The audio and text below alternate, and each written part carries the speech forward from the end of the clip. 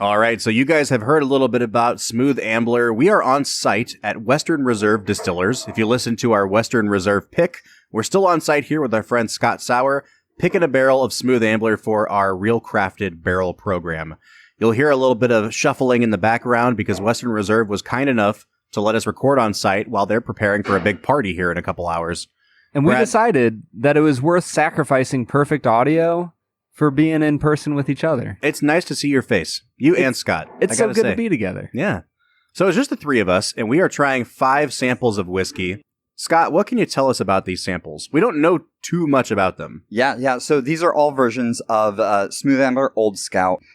Smooth Ambler is an awesome distillery out of West Virginia. They have been bringing new light to the world of blends as well as their own distillates. A few of my all-time favorite pours have been some of their 10 to 12-year single barrels.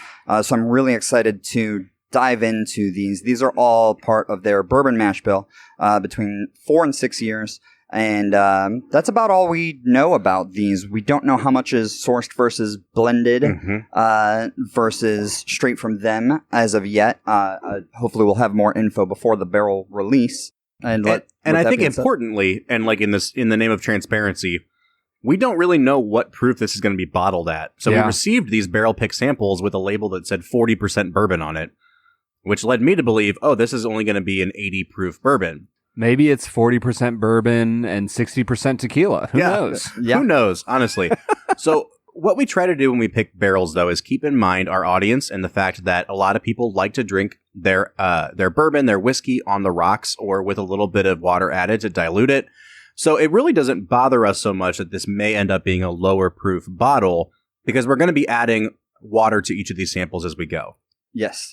So sample number 1 here is the oldest of the 5. The other 4 were all barreled in 2017. Sample number 1 was barreled in 2015. It is noticeably darker, and I'm sure we'll get a little bit of a different character on that one than we will on the other 4. So, guys, let's just dive right in. Let's try sample number 1, the 2015 barrel. Brad, what are you picking up on the nose here? For me, this is like nutty. It's got a nice bit of oak to it, which, maybe it's aged a little bit longer.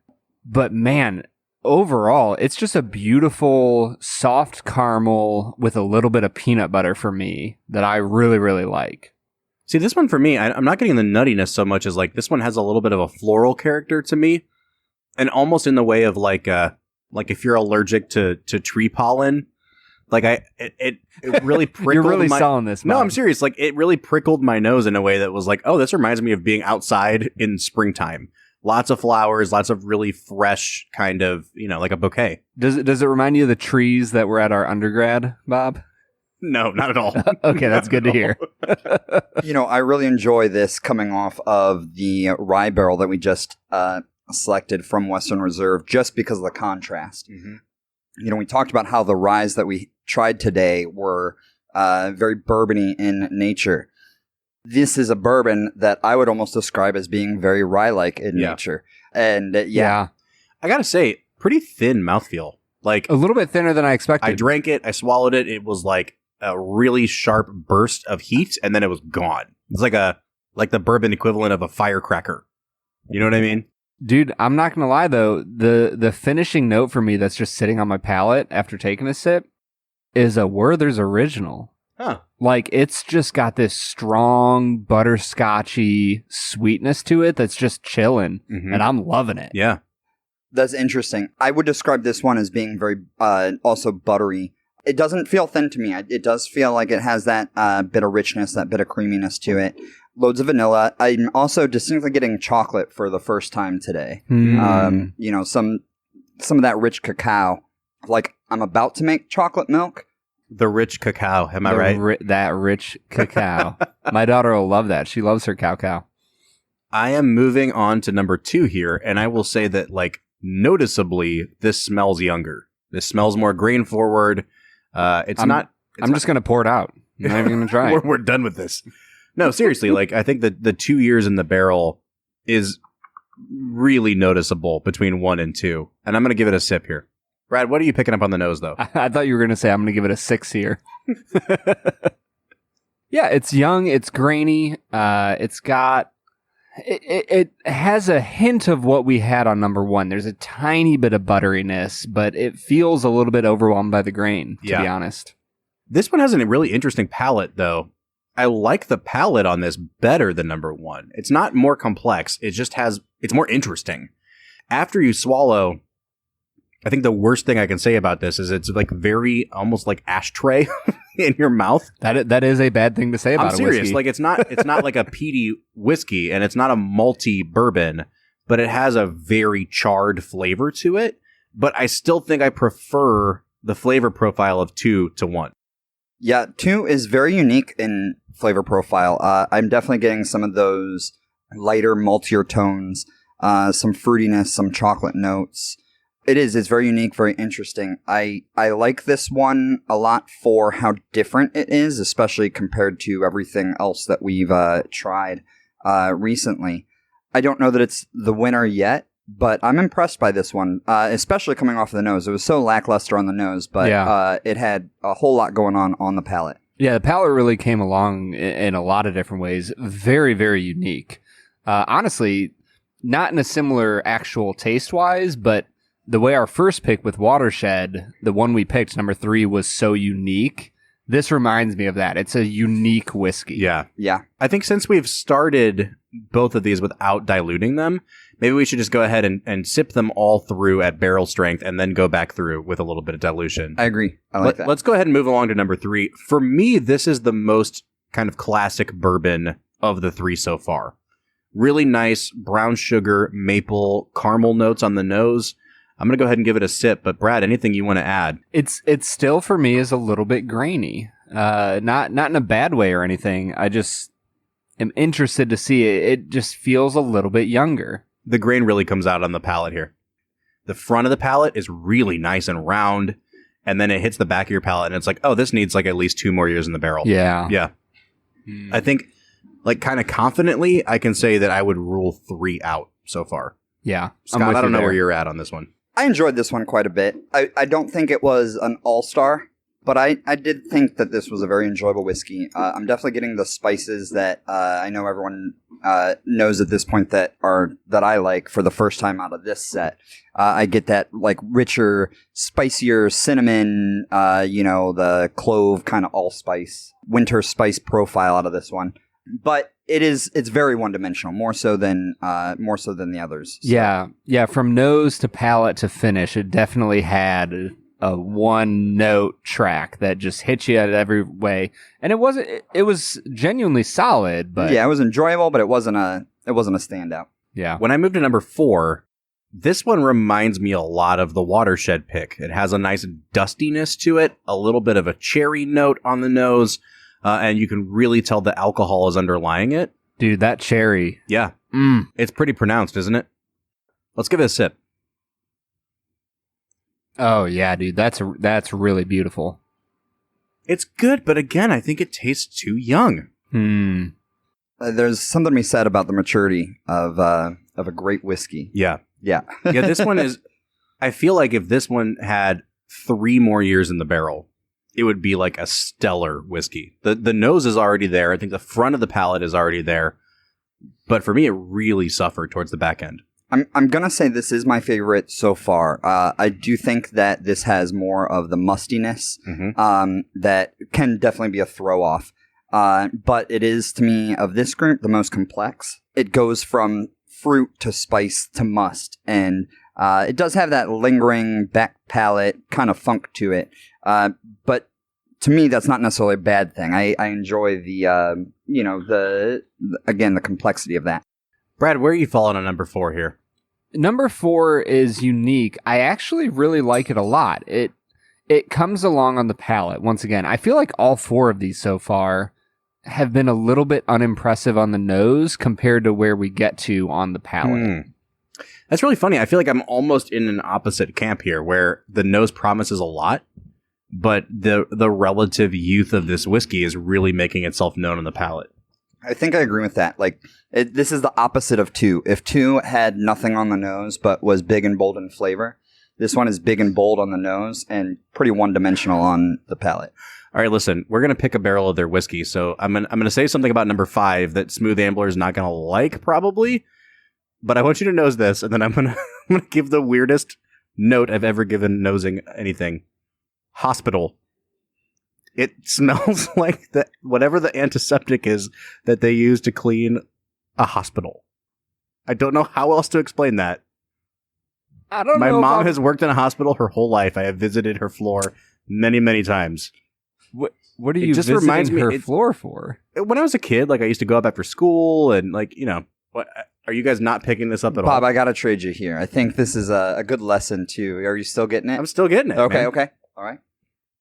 I'm not getting I mean, I've worked in a hospital for years and I'm not getting it. This Robert. has a distinct hospital smell to me. I don't know what else to tell you. We'll guys. have to have your mom nose it and really confirm. Right. I mean, your mom can nose it. Right.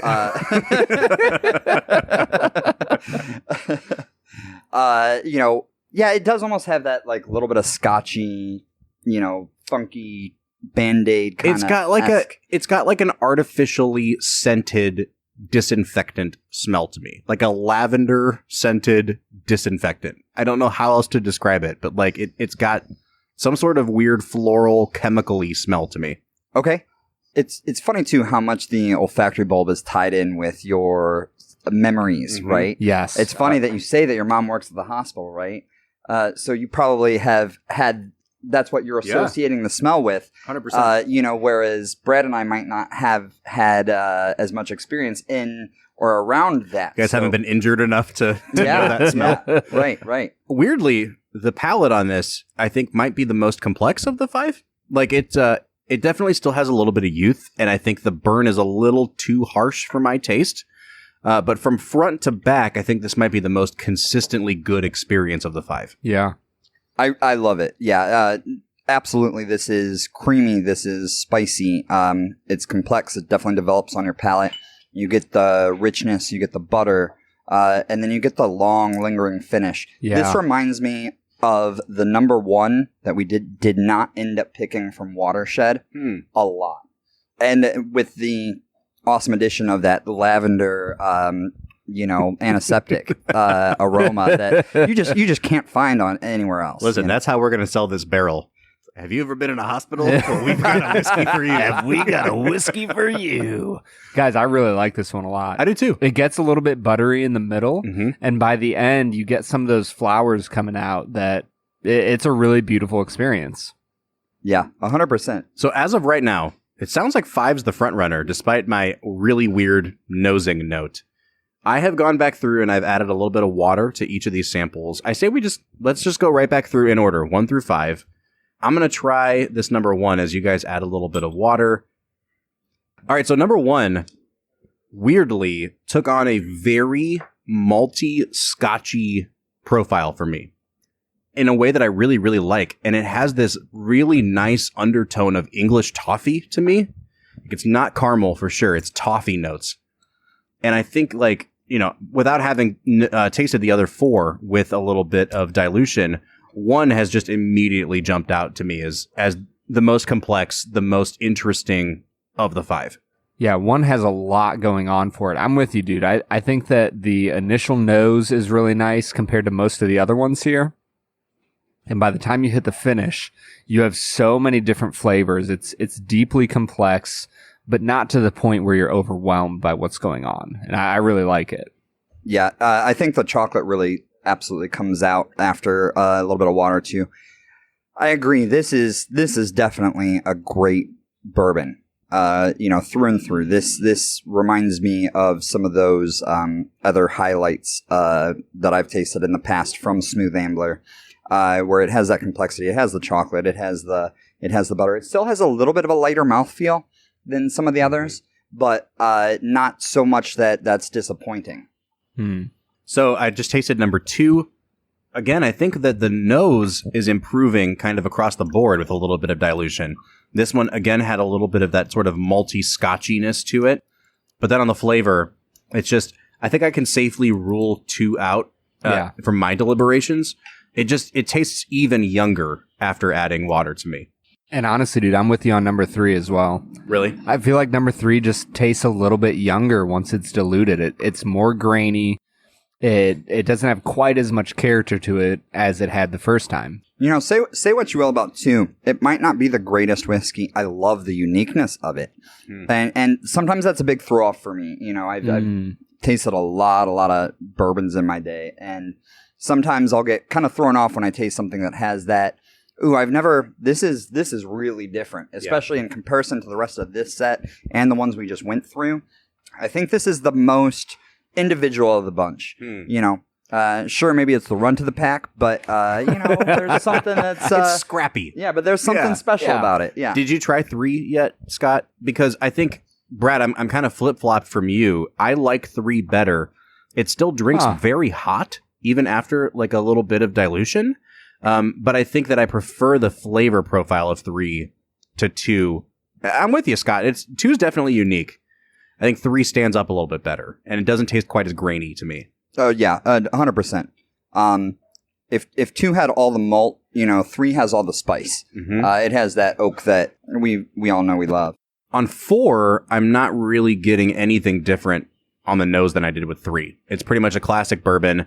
The alcohol stands out a little bit. It's a little bit prickly. I'd be interested to see what the mash bill is on this, because I would assume it's high rye. This has a really prickly nose to it. Yeah, it's definitely got some spiciness coming through to it, but I think, Scott, you mentioned before, like, baking spices, clove. Yeah. For me, once it's diluted, that really comes through strong. To me, this one's really unique and interesting. Yeah.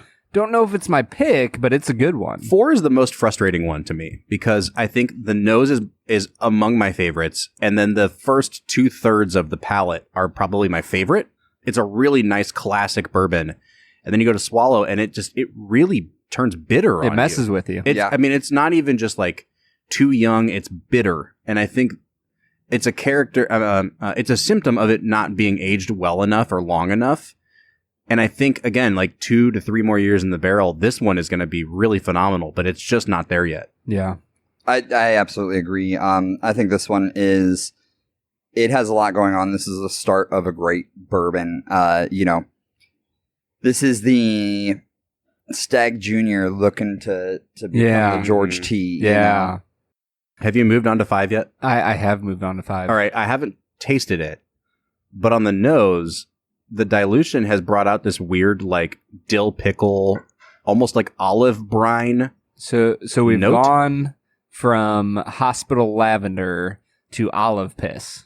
Yes. Okay. Very much so. Just want to make sure I'm clear on where we're going here. Listen, you can try to rake me over the coals, but tell me I'm wrong. I mean, did it not take on this weird kind of briny character? It's salty. Definitely. Yeah, I'm with you there. I agree. Yeah. We went from Lavender Hospital to Aquarium, you know, like that little bit of seashore. Aquarium rocks. Yeah. I don't think the flavor has improved at all on dilution. And in fact, it probably suffers a bit. And like after I swallowed, I was like, oh, that was okay. And then like 4 or 5 seconds later, really, really bitter for me. For me, it's definitely between this and 1. Mm-hmm. I will say this one probably won out on the first pass. I do think I'm after the water. 1 has pulled a little bit ahead, but I still really like this. To me, this has a lot going on. It's very complex. I don't necessarily hate that bitterness that it has, and I think that it has the richness and the full focus flavor profile, and that little bit of surprise, you know, that I really find interesting. Well, guys, I say that we take 5 here. Let's kind of reset our palates, and we'll come back. It sounds like 1 and 5 are our finalists. Yeah. I actually really liked 3 as well. But I think we can all agree that 2, 3, and 4 all had just some really young notes to them on the palate. Yeah. And that's going to kind of prevent us from taking them forward at this point. We'll kick them to the curb. Yeah. Easily. Right where they deserve to be.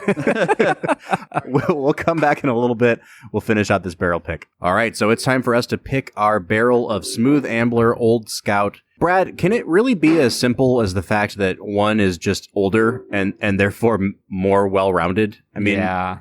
We were kind of talking over the break.